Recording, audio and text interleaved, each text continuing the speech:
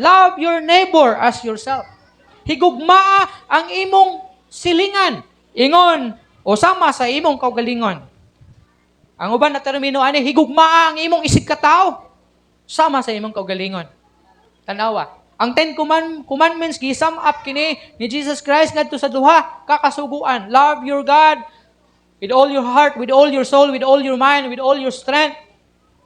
And ang ikaduha, love your neighbor as you love yourself. Higugma ang imong kaugalingon, o higugma ang imong sikataw sama sa imong kaugalingon. And 1 John 5:1 down to 3, if we believe Jesus is truly Christ, we are God's children. Bituo ka ni? Ha? Nga si Jesus Christ, tinuod nga Kristo. Kung ikaw mito, ani ikaw tinuod nga anak sa Ginoo. And everyone who loves the Father will also love His children. Probably ang gingon ni John 3, mga anak sa Ginoo. Higugmaon nato ang mga anak sa Ginoo. So, kini nga verse, naga-focus kini sa atong paghigugma sa atong mga kaigsuunan na mga anak usab sa Ginoo. Sila ni, ikaw ni, kini ning mga tao nga mga ginaingon nato na mga kaigsuunan nato, mga tao nga nangaluwas, although dili perfect, pero sila ni nagiingnan ta nga ato kini silang higugmaon. Daghan tag mga kaigsuunan. Dili bisan tuod mga Kristohanon ta, pero lahi-lahi tag mga kinaiya. May mga kauban nato na lami higugmaon tingali. May mga kauban nato na ganahan ta tingali. May mga kauban ta tingali na murag gusto gyud nato nga sila permente atong makauban. Pero naabot tay mga kauban na murag di pud kaganahan maistorya. Di pud kaganahan makita. Ha? Maglain imong manawong. Maglain imong buot tingali. Pero ang gitudlo sa Bible, if you are the children of God, if you are really believing in Jesus Christ, you are already a children of God, and ikaw, ingon nga children sa Ginoo, kinahanglan nimong higugmaon usab ang children sa Ginoo, ang mga anak sa Ginoo. No. Ngayon ka, katulang takos higugmaon. Kitang tanan baya, dili baya tatakos. Ha? Walay, bisan isa ka nato nga takos sa gugma sa Ginoo. Kitang tanan dili takos pero gipili tang higugmaon sa Ginoo, gipakamatyan niya diya ibabaw sa cross. Nganong mamili man ta kung kinsay takos nga pakitaan nato sa atong paghigugma. Kun dili ipakita nato ang gugma sa tanan. Takos man o dili. Ipakita nato tungod kay mga anak makahata sa Ginoo. Ha? Kay kung pilion nimo kinsa lang imong higugmaon o kinsa lang imong kaluy-an, kinsa lang imong amiguhon dinhi sa ibabaw sa kalibutan, particular diri sa sulod sa church. Nyag magkita ay mo dito sa langit. Eh, kung ingna pag-abot sa langit, naagya po'y yamiray dito Ha? Naagya po'y likayay dito Ha?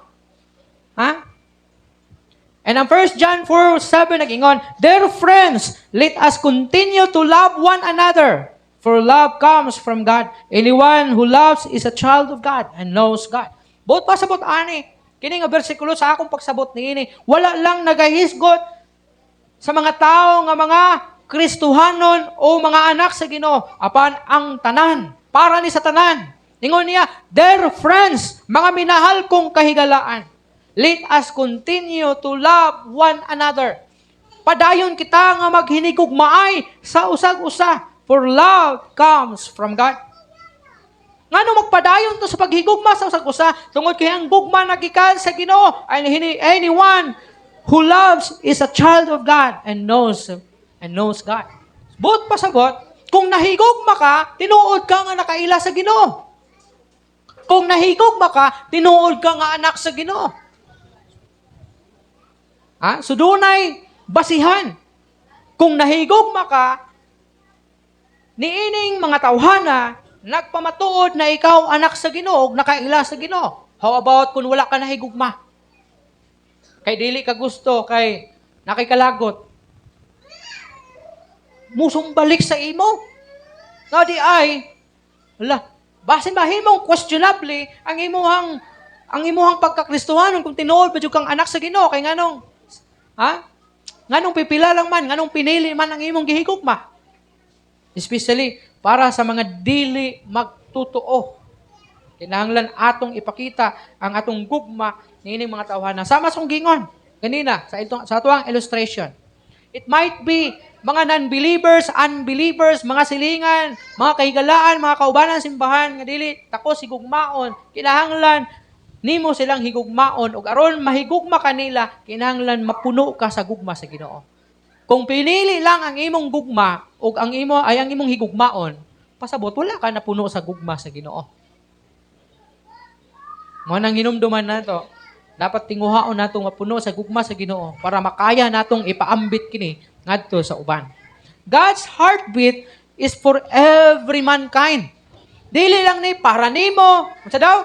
Ang paghigugma sa Ginoo, ang heartbeat sa gugma sa Ginoo, sa kasing-kasing sa Ginoo, dili lang para sa pipila.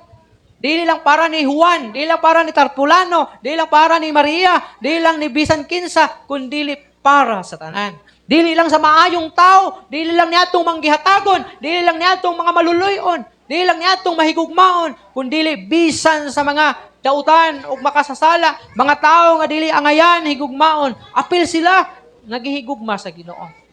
Ingon ni Jesus Christ, wala ako miyanhi alang sa mga matarong. Apan miyanhi ako aron sa pagpangita o pagluwas sa mga makasasala. Tinuod man, kay wala may bisan usa nato ka matarong. Kinsa ba ang matarong pag-ani ni Jesus Christ? Mga Parisiyo, mga eskriba, mga propeta, tanan nga nahimog suning kalibutana, dili nimo makonsidera nga katarong except lang sa gideklara sa Ginoo nga matarong. Sama ni David, sama ni Noah. But the rest of us, labaw na sa Ginoo, matarong atong Ginoo. Pero kita ang hinungdan nganong gipadala si Jesus Christ ug mamatay ngani kanato aron kita makabaton og kinabuhing walay katapusan. So every heartbeat sa Ginoo is para sa mga tao, especially to those who are lost and haven't experienced salvation yet.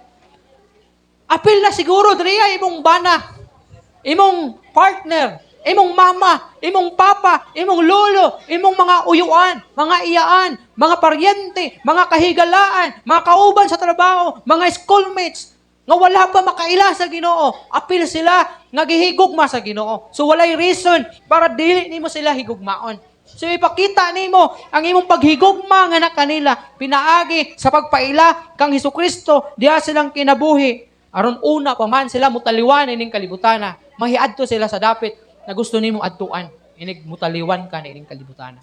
Kaya pagkasubo pamalandungon, nabuo mo diri sa kalibutan.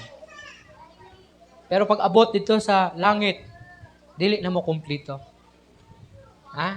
Believe me. Dili gyud siya maayo nga pamalandungon.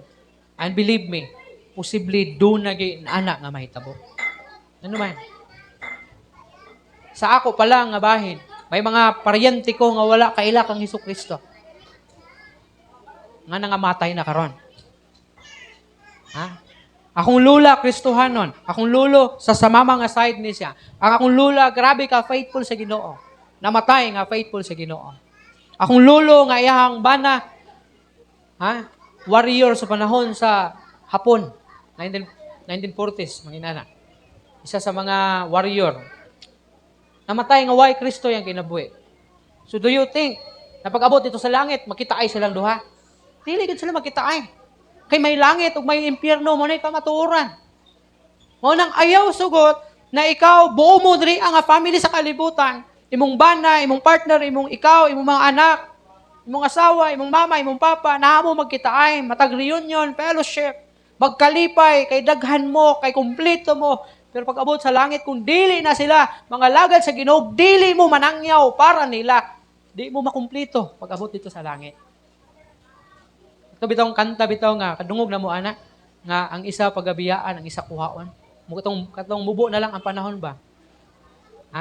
Tinuod sa nga kanta.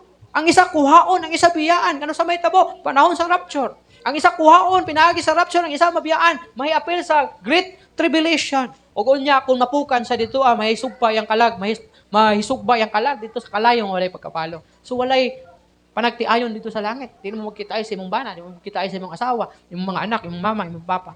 Mana ang challenge sa tuwa mga kaigsuonan. Higugmao nato ang atong isig katao sama sa atong paghigugma sa atong kaugalingon.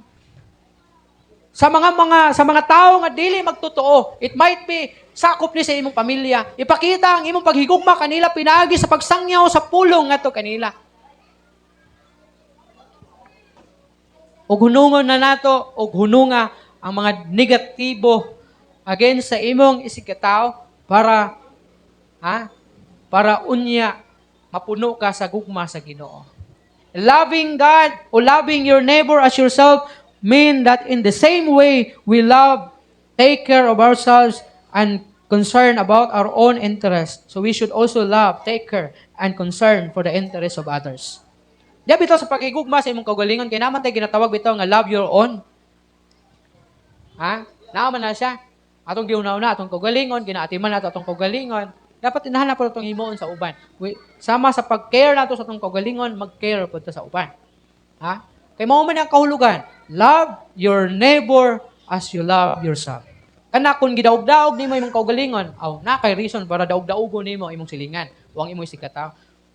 Kung gidukdok nimo og martilyo imong kaugalingon, na kay rason nga dukdokon nimo og martilyo imong silingan, kay gidukdok man nimo imong kaugalingon. Pero kung gihigugma nimo imong kaugalingon, aduna kay dakong rason higugmaon nimo ang imong sikataw.